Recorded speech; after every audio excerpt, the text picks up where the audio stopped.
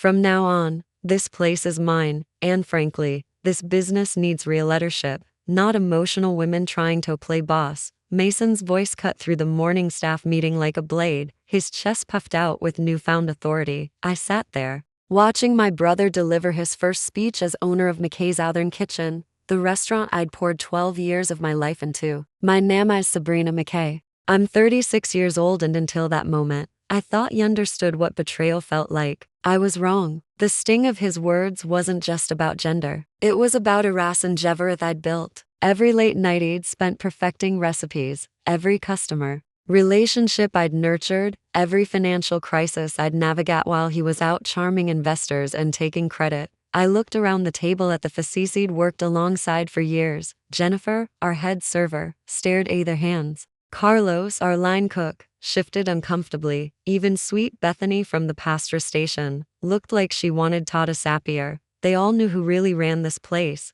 who created the signature dishes that kept customers coming back, who balanced the books and managed the suppliers.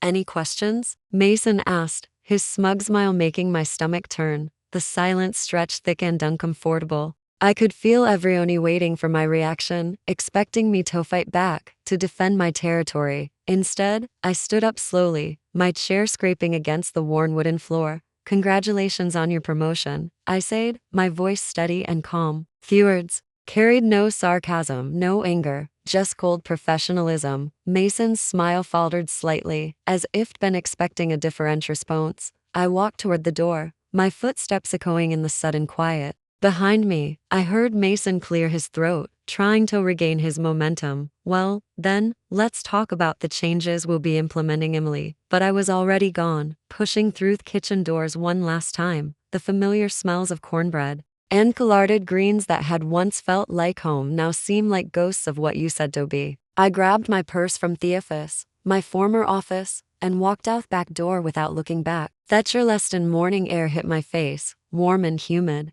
Even at 9 o'clock a.m., I sat in my car for a moment, hands gripping the steering wheel. Mason thought he'd won something today. Had thought he'd finally put me in my place, claimed what he believed was rightfully as the eldest son. What he didn't realize was that he just made the biggest mistake of his life. I pulled out my phone and scrolled to a contact he'd been avoiding calling for weeks. Hello, Mr. Patterson. It's Sabrina McKay. I'm ready to sign that lease. Growing up in the McKay family meant understanding your place in the hierarchy. My father, Thomas McKay, had built our restaurant from nothing in 1987, transforming a tired diner into Carliston's beloved McKay's Souther Kinkin. My mother, Patricia, worked beside him for 30 years, managing front-of-house operations with grace and warmth that kept customers returning generation after generation. Mason, being 3 years older and the only son, was always positioned as the high apparent. Even as children, he got the choice cuts at dinner while I helped clear plates. When we both started working at their restaurant as teenagers, he was introduced to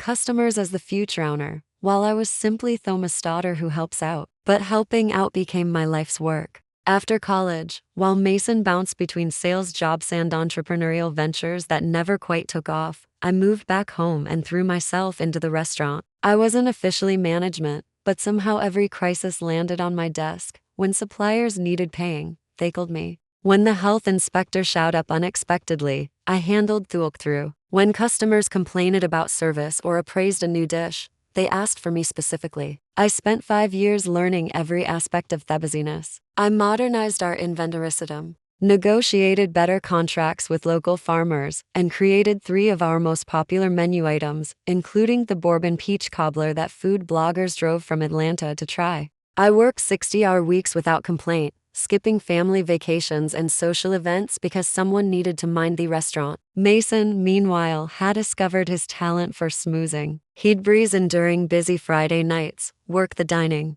room like a politician, and leave with phone numbers from potential investors or local business owners. Our parents loved watching him at work, convinced his charm would take the restaurant to the next level. Sabrina's the detail person, my mother would say fondly. But Mason has vision. The irony wasn't lost on me. My vision had increased our revenue, by 30% over 3 years. My details kept us profitable and other family restaurants in theory were closing. But Mason's charisma made him the natural choice for leadership in our parents' eyes. 2 months ago, when Dad announced his retirement plans, I'd foolishly hoped my years of dedication would finally be recognized. Instead, he called a family meeting to discuss transitioning Iron to Mason. I sat there watching me brother nod seriously as if he'd been preparing for this moment his interrelief. Rather than showing up sporadically to gladden customers, you'll be invaluable support for him, Dad assured me. Every good leader needs a strong right hand, a right hand. After 12 years of being the backbone, I was being offered a supporting role in my own story.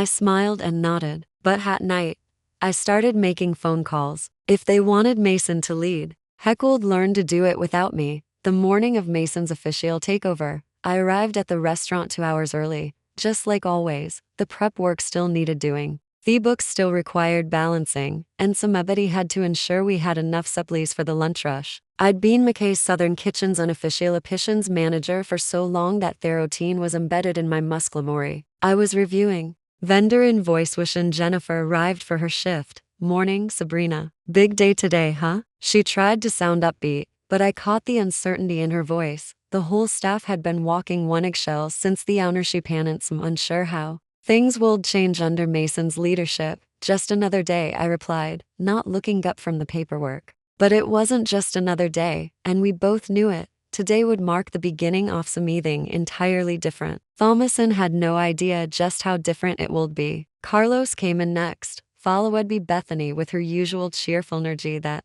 even workplace tension could diminish. Our tiny pastry chef had been with us for 3 years, ever since graduating from culinary school. She'd developed a loyal following for her honey butter biscuits and seasonal fruit tarts that perfectly complement our southern menu. Is Mr. Mason here yet? She asked, tying hair upon strings. He'll be here for the staff meeting at 9:00, I said. You should probably know. I stopped myself. Whatever I was about to say wouldn't help anyone. These people needed their jobs, and warning them about Mason's management style would only create problems they could end single quotes to solve. At exactly 900 am, Mason strode through the front door, wearing a new button-down shirt and slacks instead of his usual jeans. He'd clearly dressed the part of restaurant owner, right down to the expensive watch I'd never seen before. Behind him trailed our parents, both beaming with pride at their son's big moment. Everyone to the dining room, Mason announced, his voice carrying new authority. We gathered around the large round table near the kitchen, the same spot where we'd held countless staff meetings over the years. But this felt different, formal and uncomfortable in a way our workplace had never been. Dad made a short speech about family legacy and new leadership, then handed Mason a set of keys with ceremonial flourish. Mom dabbed at her eyes with a tissue. Mason accepted the keys like he was receiving a crown, then launched into his vision for the restaurant's future. That's when he delivered his crushing blow about emotional women and real leadership. That's when 12 years of my life were dismissed with a few careless words. That's when I realized that staying would mean watching everything G'd built be claimed by someone who'd never earned the right to own it. So, I stood up, congratulated him with perfect composure, and walked away from the only professional home I'd ever known. But I wasn't walking away empty-handed. I was walking towards something bigger. The drive downtown to Patterson Properites took 15 minutes, but it felt like crossing into another lifetime. 3 weeks earlier, I'd toured the empty storefront on King Street purely as a fantasy, a what-if exercise to help make up with the frustration of watching Mason coast on my achievements. The space was smaller than McKay's Souther Kinkin with exposed brick walls and floor-to-ceiling windows that floodeth interior with natural light. Still interested? Mr. Patterson asked when I called him from the restaurant parking lot. More than ever, I replied, surprising myself with how certain I sounded. Can you be here in an hour? I've got another party looking at it this afternoon. I'd been preparing for this moment with it fully admitting it to myself. For weeks, I'd been quietly documented varying the supplier contracts, customer preference, recipe modifications I'd made. Over the years, I'd even taken photos of our most popular plating presentations, telling myself it was just for my personal portfolio. The truth was, some part of me had been planning an exit strategy since the day Dad announced Mason's promotion. The storefront was exactly as he remembered it, rough around the edges, but full of potential. The previous tenant had been a boutique that never quite found its audience, leaving behind elegant lighting fixtures and a half-finished kitchen that could be modified for a smaller operation. "What kind of timeline are you thinking?" Mr. Patterson asked as we walked through the space. "I need to be in within 2 months," I said, mentally calculating how long I could survive on me savings while building a customer base. "Is that possible?" He raised an eyebrow. "Ambitious, but this space has all the basic infrastructure you need for food service. The real question is whether you can handle the permitting and build out in that time frame." I thought about all the regulatory hurdles I'd navigated for McKay's over the years, all the health department inspections I'd managed, all the vendor relationships I'd cultivated. "I can handle it." We spent the next hour discussing lease terms and renovation requisite. The rent was higher than I'd hoped, but manageable if I kept overhead low initially. I'd have to be chef, manager, and marketing department all in one, at least until revenue could support additional staff. Walking back to my car, I felt a strange mix of terror and exhilaration. I was about to bet everything on my belief that customers would follow quality food and genuine hospitality, regardless of the McKay family name. It was the biggest risk I'd ever taken. But it felt more honest than staying Towich Mason destroy what I'd spent 12 years building. My phone buzzed with a text from Jennifer. "Are you okay? Mason's asking where you went." I stared at the message for a long moment, then typed back, "I'm fine. Take care of yourself." The next 2 hours were a blur of phone calls and paperwork, lease agreements, insurance applications, contractor estimates for kitchen modifications. It called every vendor I'd worked with AMK's, carefully explaining that I was starting a new venture and asking about their standard terms for new accounts. Most were surprised but supportive, especially Tony from Coastal Produce, who'd been delivering to our family restaurant since I was in high school. "About time you went out on your own, Hazade. You've been running that place 4 years." Anyway, by the time I drove home that evening, I had a signed lease, 3 contractor estimates, and a business license application ready to submit. I also had a knot in my stomach the size of a dinner plate, and the growing realization that I'd just made a decision I couldn't undo. I poured myself a glass of wine and sat on my front porch, watching Thecheleston evening settle over the historic district. Tomorrow, Mason would start learning what it actually took to run a restaurant, and I would start proving that talent and dedication mattered more than family connections and entitled attitudes. The second week of Mason's reign, AMK's Southern Kitchen brought the first crisis. I heard about it through Bethany, who called me 3 days after I'd submitted my business license application. "Sabrina, I hope it's okay that I'm calling," she said, her voice nervous, "but we're having some problems at the restaurant," and I didn't know who else to ask. "What kind of problems?" I kept my tone neutral, though my pulse quickened. "Well, Mason changed our suppliers without checking the quality first. Thekern bread yesterday was terrible. Thekern meal was too coarse and it fell apart. We had 12 customers complain, and the greens aren't cooking right because he switched to cheaper ham hocks that don't have enough fat." I closed my eyes, picturing the disaster. Our cornbread recipe was legendary in Charleston, passed down from my grandmother, and perfected through decades of trial and error. The specific cornmeal blend came from a mill in South Carolina that cost more than generic brands, but produced the silky texture our customers expected. "What did he say when you brought it up?" "He told me to stop questioning his decisions and figure out how to make it work." Jennifer tried to explain that customers asking for their money back, but Hazade people complain about everything and we shouldn't cater to whiners. Mr. Matt clenched. Those whiners were loyal customers who'd been eating our cornbread for years. They knew the difference between the real thing and a cheap substitute. "I'm sorry you're dealing with this," I said carefully, "but Mason's in charge now. He'll have to learn through experience." "That's just it," Bethany continued. "I didn't think he wants to learn. He keeps saying the old ways were inefficient and that customers won't notice small changes if we market properly." Yesterday, he hired some marketing consultant who wants to rebrand us as subscale casual and add items like quinoa salads to the menu. Quinoa salads at a traditional Southern restaurant that built its reputation on authentic comfort food. I had to admire Mason's ability to miss the point so completely. "Bethany, can I ask you something? Are you happy working there?" The pause told me everything I needed. "Talk now." "I love cooking," she said finally, "and I love the regulars who've become like family. But it's getting hard to take pride in what we're serving when Mason won't listen to anyone." who's actually worked in the kitchen. You understand, I said. And if you ever want to talk about other opportunities, I'm always here. After we hung up, I sat staring at my laptop screen where I'd been working on menu concepts for my new restaurant. I'd planned to start small and simple, focusing on a few signature dishes done exceptionally well. But if Mason was already alienating customers and staff, maybe I could move faster than I'd originally planned. I called Carlos next, then Jennifer. Both conversations followed the same pattern. Frustration with Mason changes, concern about declining food quality, and careful questions about what I was planning for my new venture. I didn't recruit anyone directly, but I made it clear that talented people would always have a place with me.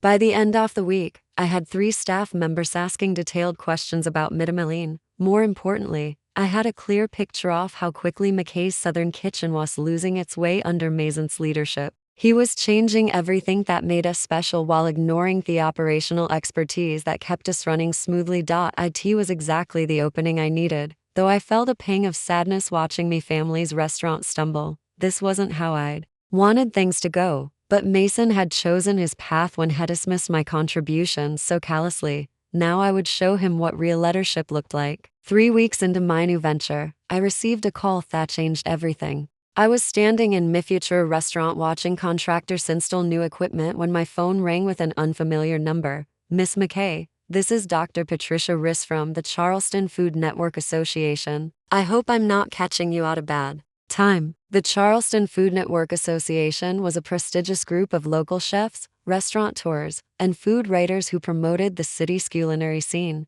Getting their attention usually took years of established success. Not at all, Dr. Ricks. How can I help you? I've been hearing some interesting things about your new restaurant project. Word travels fast in our community, especially when someone with your reputation decides to strike out on their own. My reputation. I'd never thought of myself as having a reputation beyond fuels of McKay's Southern Kitchen, but Charleston's food scene was smaller and more interconnected than I'd realized. Several of our members have mentioned that their experiences at McKay's over Thiers, she continued. Consistently, they've noted the exceptional quality of certain dishes and the operational excellence that kept the restaurant running smoothly. Many assumed you were the executive chef given the caliber of food. I was the operations manager, I said, choosing my words carefully, but I did develop several menu items and oversee quality control. That explains a lot. The reason I'm calling is that we have an opening in Nor Autumn Showcase event. It's typically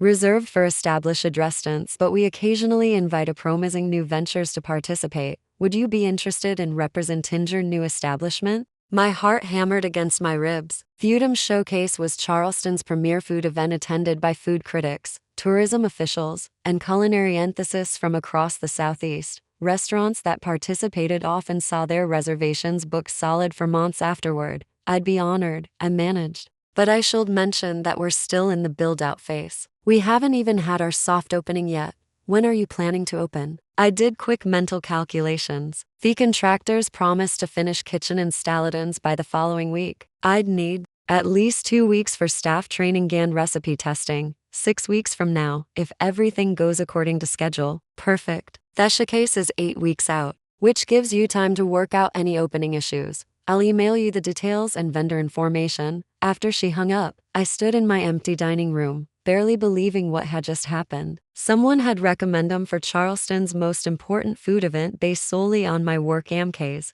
Someone had noticed that the quality they associated with our family restaurant came from my efforts, not Mason's charm. I called my contractor remedy, Jerry. What would it take to move our team up by a week? Possible. Beauty'll cost extra. For overtime crews. Why rush? I just got invited to participate in the Charleston Food Network's Autumn Showcase. This could make or break the entire venture. In that case, let's make it happen. When do you need to be serving customers? 5 weeks from today. Jerry whistled low. You're cutting it close. But I like your confidence. Let me make some calls. As I drove home that evening, I realized that everything was accelerating beyond my original plans. I'd hoped to build slowly, establish a local following, and gradually grow the business. Instead, I was about to launch directly into Charleston's culinary spotlight. But maybe that was exactly what I needed. Mason had dismissed me as an emotional woman, playing boss. In 5 weeks, I'd be serving food to some of the most discerning palates in the Southeast, representing everything I'd learned about hospitality and excellence over 12 years. Let him try to explain that away to our parents. McKay's Table opened a humid Thursday morning in October with no fanfare and no advertising budget. I'd chosen the name carefully, keeping the family connection while making it clear this was my establishment. The soft opening was intentional. Just a few dozen customers who'd heard through word of mouth. Jennifer, Carlos, and Bethany had all given Theornitis at McKay's Southern Kitchen the previous week, timing their departure to coincide with my opening. I hadn't asked them to leave their jobs, but I'd made it clear that talented people would always have opportunities with me. They'd made their own decisions about where they wanted to build their careers. Our first customer was Mrs. Eleanor Davidson, an 82-year-old widow who'd been eating lunch at McKay's Souther Kinkin every Tuesday for 15 years. She'd heard about my new place through Jennifer and wanted to see if I'd maintain the quality. She remembered. "Honey, I sure have missed your cornbread," she said, settling into one of our mismatched chairs. "That new boy at your daddy's place just don't understand what makes food special." I served her our signature dish, pan-fried chicken with bourbon glaze, accompanied by cornbread made from the same mill I'd used for years and green sloped with proper country ham. Her face lit up with the first bite. "This is it," she declared. "This is what you've been missing." Word spread through Carleston's network of food lovers faster than I dared hope. By Friday evening, we had a waiting list. By the following Tuesday, Mrs. Davidson had brought 3 friends. Carlos reported that customers were asking specific Clifford dishes I'd created at McKay's. The bourbon peach cobbler, the honey glazed carrots, the cornbread that had become legendary among locals. "They keep saying food tastes different at the old place," Jennifer told me during our Friday lunch rush. "Less soul, more corporate." I nodded but didn't respond. I wasn't interested in bad-mouthing Mason or the family restaurant. I was focused on building something positive, something that honored the traditions I'd learned while showcasing my own vision for Southern hospitality. The Charleston Food Network's autumn showcase arrived like a hurricane of opportunity and terror. I'd spent 2 weeks perfecting my presentation menu, choosing dishes that represented Boss traditional Southern cooking and my own innovations. The bourbon peach cobbler would be my signature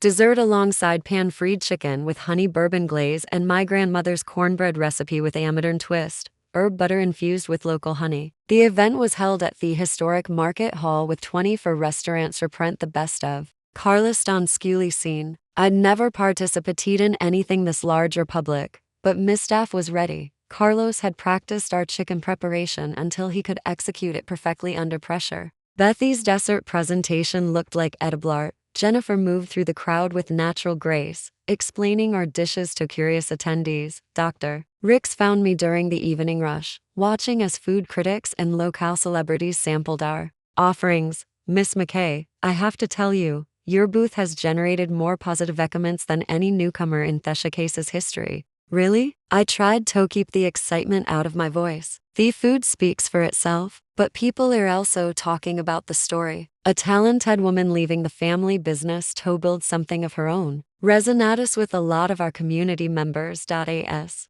the evening wound down, I looked around at my exhausted but triumphant team. We'd served over 300 people, handed out business cards, and booked reservation requests for the next 6 weeks. More importantly, we'd proven that McKay's Table belonged in Charleston's top tier of dine-in establishments. The next morning, I found a review in Charleston Post and Courier's food section that made my hands shake. McKay's Table brings soul back to Southern cuisine, proving that authentic flavors and genuine hospitality never go out of style. Mason called me that afternoon for the first time since I'd left. I let it go to voicemail. As I reflected on my journey from dismissed sister to independent restaurant owner, I realized that Mason's cruelty had actually been a gift. It forced me to discover my own strength and build something truly mine. The taste of that victory was sweeter than any bourbon peach cobbler I'd ever made.